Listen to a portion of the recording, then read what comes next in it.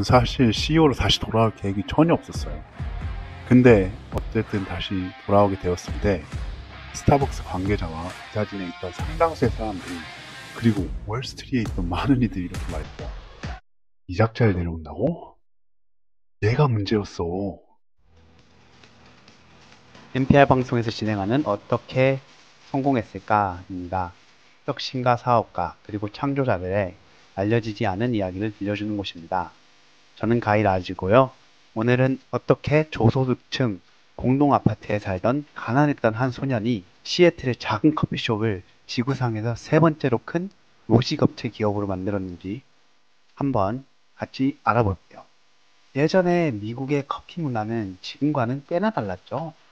학부모 상담회나 교회에서 흔히 큰 알루미늄 통에 따뜻한 커피가 몇 시간이고 데워져 있었고, 일회용 컵을 이용해서 커피를 마셨죠. 가끔은 반쯤 빈 핑크색 종이 상자에 담긴 도너츠도 같이 간식으로 나왔었죠. 기억하시려나 모르겠는데, 혹시 제가 무슨 말을 하는지 진짜 하나도 모르겠다 하시는 분들은 진짜 운 좋은 줄 아세요. 왜냐면 예전에 스타벅스가 있기 전에 맛 좋은 커피를 찾는다는 건 진짜 하늘의 별따기라고 할 수 있었죠. 알아요, 알아요. 몇몇 분들은 스타벅스 안 좋아하시는 분들도 많아요. 너무 흔하다. 너무 보편적이다. 너무 뻔한 맛이다. 이렇게 말하시는 분들도 있는데, 뭐, 이해는 해요. 근데 스타벅스가 미국의 커피 문화에 얼마나 영향을 끼쳤는지, 그리고 창업자 하워드 슈출츠에게 얼마나 많은 빚을 지고 있는지 한번 생각을 해볼 필요는 있어요. 만약 하워드 씨가 1981년에 시애틀에 있는 작은 원두랑 향신료만을 팔던 그 가게를 우연히 들어가지 않았다면 지금의 스타벅스는 아마 존재하지 않을 수도 있죠. 그 당시에 스타벅스는 시애틀 지역에만 있는 작은 체인이었어요. 사실 커피를 내려서 팔지도 않았고 그저 원두만을 판매하는 곳이었죠.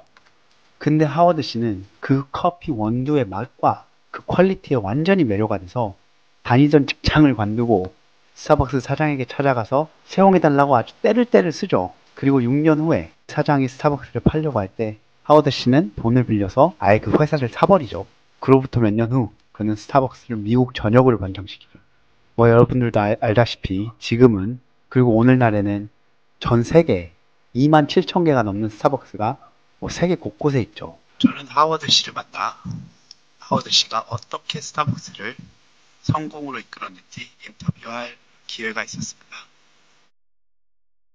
하워드 씨는 하루에 커피 몇 잔이나 드시죠? 하루에 4-5잔 정도 마시는 것 같아요. 근데 5시 이후에는 카페인을 섭취하지 않습니다. 아, 그렇군요. 그러면 가장 좋아하는 커피 종류는 무엇이죠? 숙성된 수마트라 커피를 프렌치 프레스한 걸 가장 즐겨요. 알겠습니다. 브루클린에 있는 베이뷰라는 저소득층 주택단지에서 자란 걸로 알고 있는데 그 아파트가 어땠는지 한번 좀 설명을 해주실 수 있나요? 거기에서의 경험은 어땠죠? 예전 브루클린 기차 종착점에 있는 타나시라는 곳에서 나고 자랐어요. 저소득층 주택단지였는데 34개의 빌딩이 있었죠. 방 2개짜리 아파트에 부모님, 그리고 누나, 동생 한 명과 같이 살았어요. 1956년 그 당시에 월세가 한 달에 $56였던 것 같아요. 56달러면 진짜 싸네요. 브루클린이면 지금은 완전 그 정도면 한 5,000달러 하겠는데요. 그 주변 이웃 분들은 어땠나요? 그 당시에. 거기 사시는 분들 대부분이 막노동을 하시는 분이라든지 택시 기사님들, 집을 수리하시는 분들, 그런 육체노동을 하시는 분들이 많았죠. 제 유년기는 공동체 의식이 가득한 유년기라고 할 수 있었어요. 왜냐하면 그곳에는 같은 처지에 같은 가치를 가진 사람들이 대부분이었어요. 굉장히 다양한 인종의 사람들이 있었죠. 그래서 어렸을 때부터 모든 사람과 잘 어울리는 방법을 배울 수 있었던 것 같아요. 또 그럴 수밖에 없었던 게 빌딩 하나당 엘리베이터가 딱 하나밖에 없었어요. 아, 그렇군요. 그 아버지에 대해서 한번 이야기를 해보죠. 세계 2차 대전 참전자였고 운전기사였다고 들었어요. 하워드 씨가 어렸을 때 아버지가 일하던 도중에 부상을 입으셨다고 들었어요. 네, 저희 아버지는 육체 노동자셨어요. 여러 종류의 일을 전전하셨는데 대부분 다 근무 환경이 열악한 노동 현장이었죠. 1960년도 3월이었어요. 한겨울이었죠. 그 당시 아버지는 기저귀 배달을 하셨는데 그 당시의 기저귀는 일회용이 아니라 천이었어요. 아기들이 사용하면 그걸 수거하는 게 저희 아버지 일이셨는데 그 일을 하시던 도중에 얼음에 미끄러져서 다리랑 엉덩이뼈가 골절되는 큰 사고를 당하셔요. 제가 학교에서 집에 돌아왔을 때 아버지는 소파에 누워 계셨어요. 그때 소위 말하는 아메리칸 드림이 산산조각 나는 걸 목격할 수 있었죠. 절망적이고 희망이 보이지 않았어요. 그 당시 1960년도에 교육을 받지 못한 블루칼라 노동자는 세계 2차 대전, 나라를 위해 목숨을 걸고 싸웠음에도 불구하고 직업의 보장이나 사대보험 등이 전혀 되어 있지 않았어요. 일을 못하면 그저 해고를 당했죠. 저희 아버지도 예외는 아니었어요. 그 어렸을 때 당시의 경험이 저의 마음에 상처를 남긴 것 같아요. 저희는 그렇게 자랐습니다. 구독과 좋아요 부탁드립니다. 본 영상은 어떻게 성공했을까 팟캐스트를 의역한 비디오입니다. 지식의 빈부격차를 줄이기 위해 무료로 만들어 배분되며 모든 저작권은 NPR에 있습니다. 자세한 내용은 하단 본문에 적혀 있습니다. 많은 방문 바랍니다.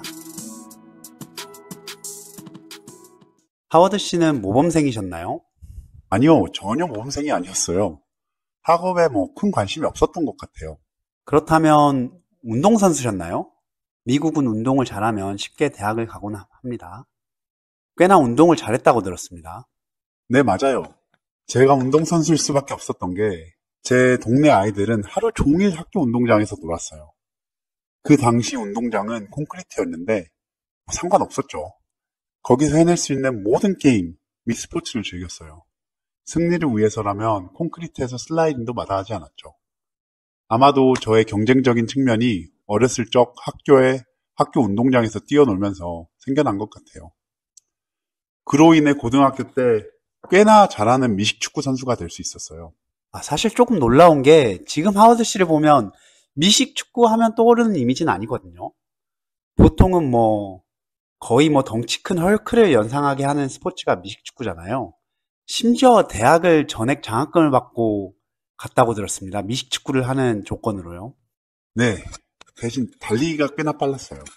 그렇게 노던 미시간 대학에 영입이 되어 대학 미식축구를 시작하게 되는데 심지어 프로 선수가 될 거라는 생각도 하신 건가요? 아니요. 전혀 그렇게 생각한 적은 없어요. 사실 작은 도시를 벗어나 처음으로 대학에서 다른 미식축구 선수를 봤을 때 제가 학교 운동장에서 키워온 그 자신감과 깡은 천천히 사라졌죠. 그렇다면 경기에 출전할 기회는 조금이라도 있었나요? 아니요. 대학 입학 직후에 부상을 당해가지고 그리고 그 후에도 어차피 다른 선수들이 저보다 훨씬 잘하는 선수들이 많아가지고 딱히 경기에 출전할 그런 기회는 없었습니다. 그렇군요. 그러면 미식축구로 성공하는 건 불가능했을 텐데 대학을 졸업하고 어떻게 하셨나요? 졸업하고 운이 좋았던 게 제록스라는 회사에 운 좋게 취직하게 돼요. 운이 좋았던 게 무슨 말씀이시죠? 네, 제 전공은 커뮤니케이션이었어요. 근데 운이 좋게 1976년에 제록스의 판매팀에 취직하게 되죠. 취직 직후 판매 교육을 위해 버지니아주로 가게 돼요. 그 교육이 끝난 직후에는 6개월 동안 하루에 50번씩 아무에게나 방문 판매를 해야 했어요. 전화를 먼저 하고 방문하는 게 아니라 그냥 맨땅에 헤딩하는 식으로 무작정 찾아갔죠. 와, 이걸 뉴욕에서 하신 거예요? 네, 뉴욕에서 했죠. 제 할당 지역은 5번가에서 강까지였어요. 그러면 하루 종일 이 빌딩에서 저 빌딩으로 돌아다니면서 그냥 노크하고 막 들이닥치신 건가요? 보통은 그냥 안 사요 하고 문전 박대를 당하신 건가요? 그렇죠. 하루 가끔 혹시라도 물건을 팔 기회가 생긴다고 해도 처음 6개월은 인턴이었기 때문에 다른 선배 판매 사원에게 그 공을 넘겨야 했어요. 그 당시 1976년 월급이 100만 원이었는데 그중 절반을 부모님 댁에 살고 있었기 때문에 어머님께 드렸죠. 와, 그러면 방문 판매는 뭐 소질이 좀 있으셨나요? 네, 뭐 사실 꽤 잘했어요. 사실 방문 판매를 좋아하는 사람은 좋아하진 않았죠. 좋아하는 사람이 뭐 있을까요? 맨날 뭐 문전박대 당하고 하는 그런 입장인데. 근데 뭐 정식 판매원이 된 후에 제록스 회사에서 저를 인재로 인정해주기 시작해요. 그래서 제록스 회사에 몇 년간 더 일하지만 항상 무언가 불만족스러웠어요. 제록스의 기업 문화나 창의성을 필요로 하지 않는 사업 특성상 항상 무언가가 아쉬웠어요. 그래서 늘 다른 기회를 기다리고 찾고 있었죠. 한마디로 회사 생활이 즐겁거나 행복하진 않았어요. 아, 흥미로운 점이 저희 쇼에 나온 많은 성공하신 CEO분들께서 사회 초년생 시절 방문 판매를 한 경험이 있다는 점이죠. 하워드 씨에게도 방문 판매를 한 경험이 많은 도움이 됐다고 생각하시나요? 네, 그렇다고 생각해요. 방문 판매를 하며 배우는 거절당하는 법이나 거기서 오는 민망함, 문전박대를 당하면서 느끼게 되는 겸손함은 저를 빠르게 성장시켰고 그로 인해 더욱더 자신감 높은 사람이 될 수 있었죠. 당시 제록스나 IBM은 70년대를 대표하는 기업이었잖아요. 당시 누군가에게 제록스에서 근무한다고 하면 눈빛이 달라지는 걸 느낄 수 있었어요. 그러니 어머니께 제록스를 갖는다고 말씀드렸을 때 어머니가 눈물을 보이는 건 뭐 어쩌면 당연한 거였죠. 하지만 저는 일찍에서부터 제 가슴속에 사업가가 되고 싶은 열정이 가득했어요. 그렇기에 무언가 다른 기회를 찾아 헤맸죠. 그래서 뭘 찾게 되죠? 제 친구 중에 한 명이 스웨덴 회사가 뉴욕에 지사를 열려고 하는데 지점장을 찾고 있다는 소식을 전해줘요. 저는 그 회사가 어떤 회사인지 뭘 파는지 잘 모르는 상태에서 스웨덴 회사 미국 지역 담당자를 만나게 돼요. 그 담당자와 대화를 나누자마자 서로 너무 잘 맞다는 걸 느끼게 되고 그 담당자는 참고로 저의 가장 친한 친구이자 멘토가 됩니다. 카이 엘리아슨이란 친구인데 그가 저를 고용해주죠. 아, 그렇군요. 그래서 어떤 물건을 팔게 되죠? 처음에는 가구점을 담당해서 팔게 돼요. 그 당시 제 와이프와 저는 뉴욕에서 만나고 있었는데 저는 그 회사 일로 노스캐롤라이나 주로 1년간 이사를 하게 돼요. 아, 이맘때쯤 와이프분을 만나신 건가요? 네, 사실 1978년 7월 4일에 처음 만났어요. 그리고 이 당시는 1980년대쯤이에요. 노스캐롤라이나 주랑 저랑은 좀 잘 맞지가 않았어요.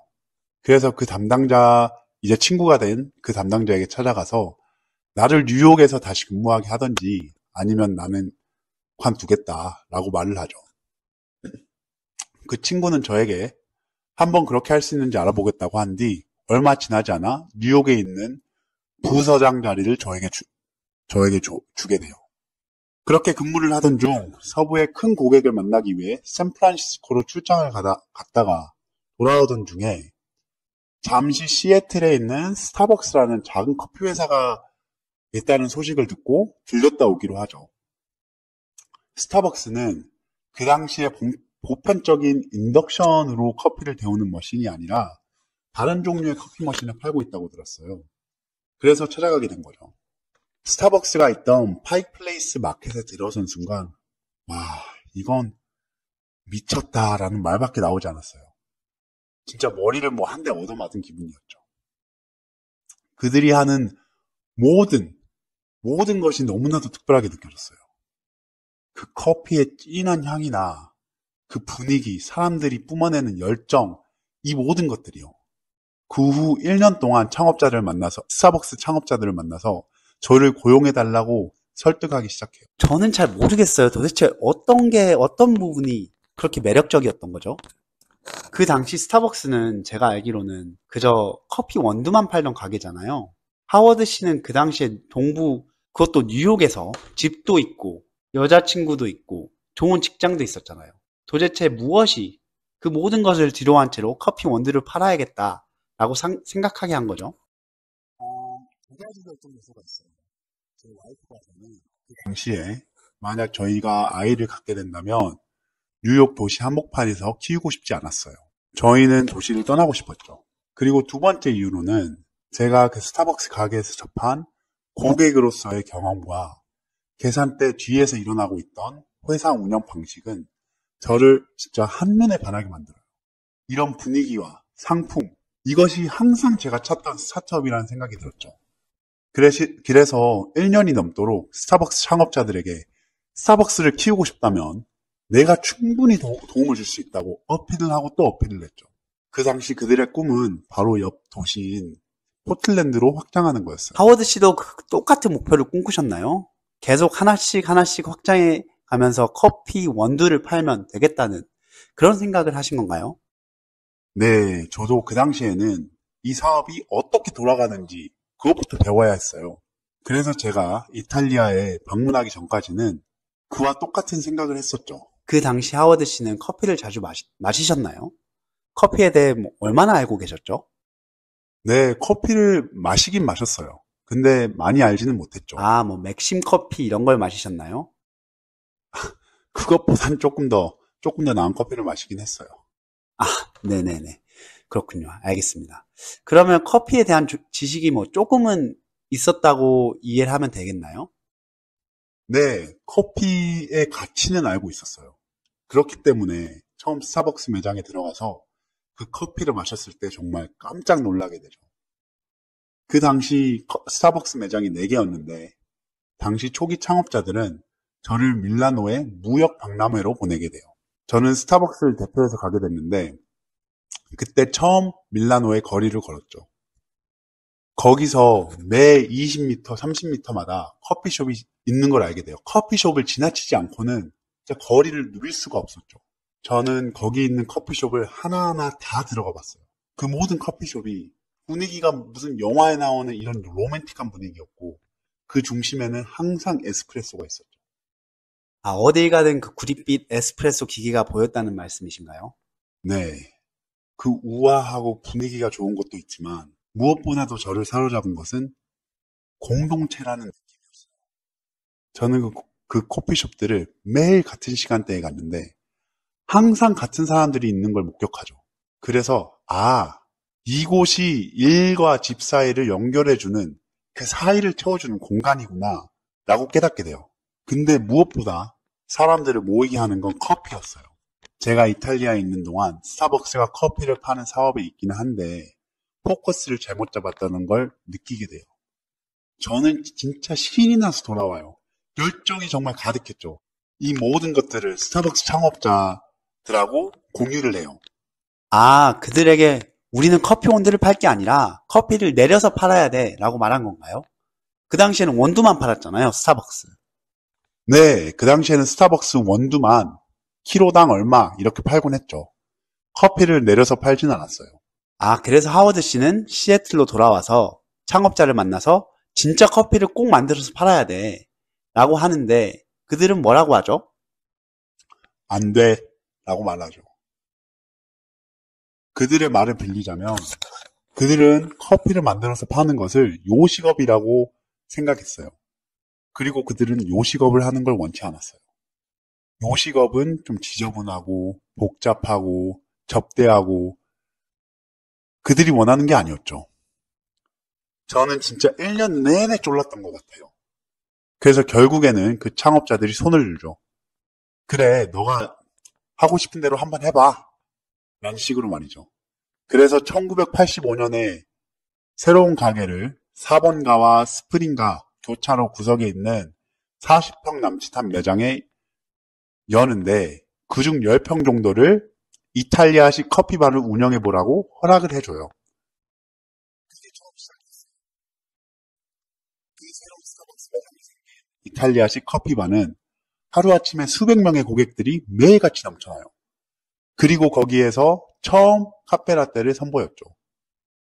근데 여기서 문제가 생겨요. 새로운 이탈리아식 커피바는 너무 성공적이어서 원래 하던 원두 사업을 완전히 집어삼켜버려요. 그 당시에 2명의 창업자들은 이걸 달갑게 생각하지 않아요. 새로운 커피 가게 운영 방식을 지지하지 않죠. 저에게 조심스럽게 이 아이디어를 더 이상 확장시키고 싶지 않아요. 라고 말을 하죠. 저는 정말 절망하게 돼요. 이렇게나 장사가 잘 되고 인기가 많은데 당연히 돈도 훨씬 많이 벌고요. 그냥 자포자기한 상태에 빠져버리죠. 처음에는 믿을 수가 없었죠. 진짜로? 이렇게 그만한다고? 제 와이프도 제가 우울해한다는 걸 알고 있었어요. 하루는 퇴근을 하고 와이프에게 나 더 이상 회사 생활 못하겠어. 스타벅스를 나와서 내 스스로의 사업을 시작하겠어. 라고 말을 하죠. 저는 그 소식을 스타벅스의 두 창업자에게 알리게 돼요. 근데 그들은 저에게 놀라운 제안을 해요. 아, 진짜로 그렇게 하실 거면 저희가 투자를 하고 싶어요. 라고 말이죠. 아, 진짜 잘 된 일 아니에요? 네, 근데 함정이 하나 있어요. 스타벅스 원두를 사용해야 된다는 게 원칙이었죠. 아무튼 그래도 그들의 투자를 받고 그 덕분에 새로 생기는 빌딩 한 켠에 17병 정도의 이탈리아식 커피바를 창업할 수 있게 돼요. 시애틀의 유명한 마틴 실리그라는 부동산 업자가 매장 자리를 계약하는데 그는 저에게 제 스스로를 보증하라고 하죠. 저는 진짜 기쁜 마음으로 스스로를 보증하게 되죠. 그 당시 하워드 씨 나이가 32살 정도 됐던가요? 그 당시 저는 진짜 가진 게 하나도 없었어요. 그는 제가 스스로를 보증하기를 원했는데 제가 가진 게 하나도 없다는 걸 몰랐던 거죠. 전혀 보증을 그럴 처지가 아니었는데 말이죠. 그렇게 일지오날리라는 가게를 열고 저는 이탈리아로 다시 돌아가요. 더욱더 많은 조사와 시간을 보낸 후에 밀라노의 한 신문 이름을 따서 일지오날리라는 회사 이름을 짓죠. 그렇게 시애틀에 매장을 2개 열고 밴쿠버에 좋은 위치가 있다고 연락을 받아요. 그렇게 밴쿠버까지 매장을 확장을 하고 있었는데 근데 어떻게 그렇게 매장을 열 수 있었죠? 그 당시에 뭐 돈을 빌리기가 쉬웠나요? 그 당시에 하워드 슐츠 씨는 뭐 지금의 스타벅스 창업자의 그 명성이 가득한 것도 아니었을 텐데 말이죠. 네, 맞아요. 과장을 하나도 안 보태고 총 242명에게 돈을 빌려달라고 찾아가고 부탁했어요. 그렇게 총 175만 달러. 그러니까 하나로 한 20억을 빌려서 일지오날리를 운영 및 확장해 나갈 생각이었죠. 스타벅스의 그 두 창업자가 시드 투자자이긴 했지만 매장은 늘려갈 만큼 큰 돈을 투자해 주진 않았어요. 또한 스타벅스의 계약 조건 중에 하나가 스타벅스가 빌려준 그 2억을 쓰려면 다른 투자자에게 1억을 투자받아야 한다라는 조건이 있었어요. 그래서 여러 군데를 돌아다니면서 투자를 더 받으려고 했지만 굉장히 힘들었어요. 그 1억을 받아야 되는데 예전에 방문 판매를 했던 때가 생각이 많이 났죠. 정말 많은 거절을 당했어요. 많은 사람들이 이렇게 물었죠. 아니, 회사 이름은 발음하기도 힘든 무슨 이탈리아 이름에 커피 한 잔을 2달러, 3달러에 판다고요? 그것도 종이컵에 담아가지고? 그리고 직원들에게 4대 보험도 들어준다고요? 여기서 잠깐. 미국은 보험이 비싼 걸로 유명한데 커피숍 및 식당에서 알바 형식으로 일하는 사람들에게 보험을 해주는 회사는 지금 현대 시대에도 별로 없을 뿐더러 특히 80년대에는 뭐 전례가 없다고 생각할 수 있습니다. 이렇듯 투자를 받는 건 굉장히 어려웠어요. 그 당시 첫 투자자 중 한 명이 제 아내의 가장 친한 친구 캐롤이었어요. 저는 만반의 준비를 해서 그녀의 집을 찾아갔죠. 막 프레젠테이션을 하려는데 캐롤과 그의 남편이 그런 건 필요 없어요. 그저 당신을 믿고 투자하고 싶어요 라고 하며 그 자리에서 바로 1억 원의 수표를 사인해줬어요. 그 후로 일이 조금 더 슬슬 풀리기 시작했죠. 일지오날리라는 커피 가게의 목표는 뭐였나요? 어떤 생각을 가지고 운영을 하셨죠? 전국적인 매장을 계속 늘려가겠다는 그런 생각이셨나요? 사실 재미있는 사실이 하나 있어요. 원래 저희의 계획은 100개의 매장을 내는 거였어요. 그런데 아무에게도 투자를 받을 수가 없는 거예요. 그 누구도 저희를 믿지 않았죠. 그래서 재빠르게 75개의 매장으로 목표를 수정하죠. 매장을 오픈하는데 그로부터 1년이 지나 스타벅스의 창업자 제리 씨가 저를 찾아와요. 그는 당시 그로부터 2년 전에 피치라는 커피 회사를 인수했던 상태였어요. 많은 이들이 피치 커피와 스타벅스 커피가 같은 회사였다는 걸 모르는데 원래는 다 제리씨 소속이었어요. 피치 커피 또한 미국에서 꽤나 유명한 커피숍입니다. 다만 스타벅스 같이 큰 그런 커피숍은 아닌데 그래도 꽤나 자주 보이는 꽤 유명한 커피숍이죠. 스타벅스 원년 창업자 제리 볼드윈 씨 말씀이시죠? 네, 제리 볼드윈 씨예요.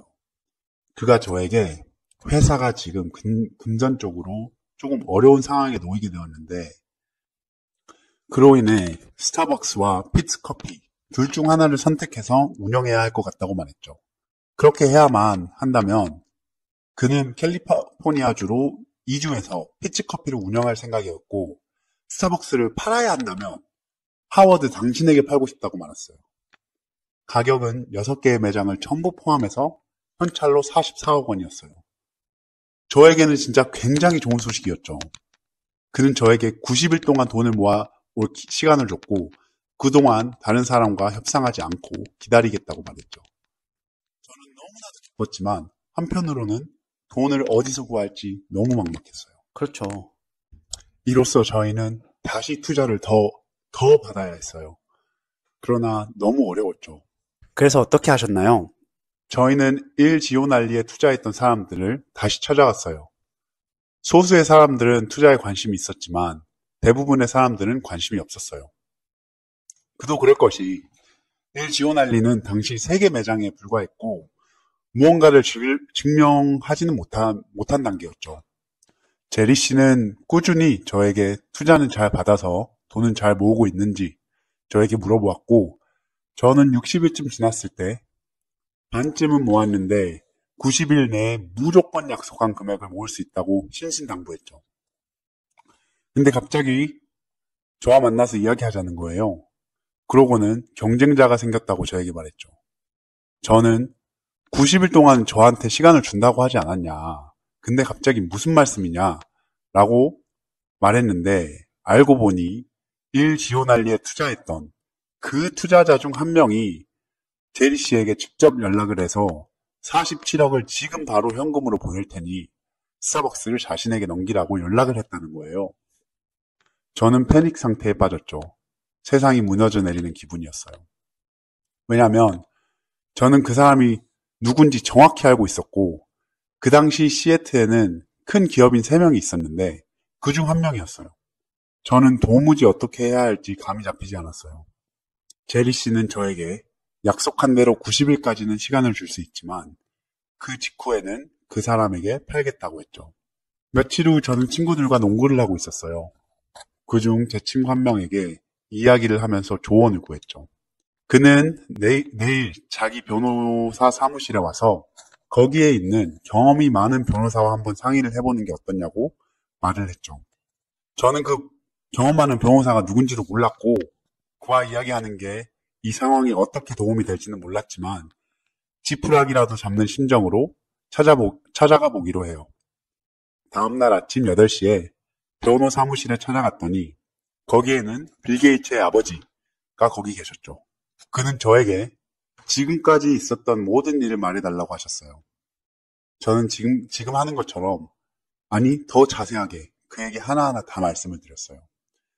그는 받아듣고 또 받아 적었어요.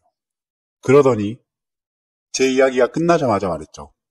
하워드 군, 우린 서로를 모르니까 딱 한 번만 물어보도록 할게요. 당신이 말한 모든 것이 사실인가요? 네, 모든 것이 100% 사실이에요. 그러자 그가 일어나서 말했죠. 우리 좀 걷죠? 걷자고요? 어디를요? 어디긴요? 그 작자를 만나러 가야죠. 그 순간 불안함이 몰려왔고 제 심장이 쿵쿵 뛰기 시작했어요. 아, 빌 게이츠 씨 아버지가 그 스타벅스를 몰래 사려고 했던 투자자를 만나러 가자고 한 거였군요. 네, 이름은 공개하지 않겠지만 빌 게이츠 씨 아버지가 저를 데리고 그를 만나러 갔죠. 10분 정도 걸어서 그자의 빌딩을 들어가 그 사람의 사무실로 들어갔어요. 빌 게이츠 씨 아버지는 키가 200cm가 넘어요.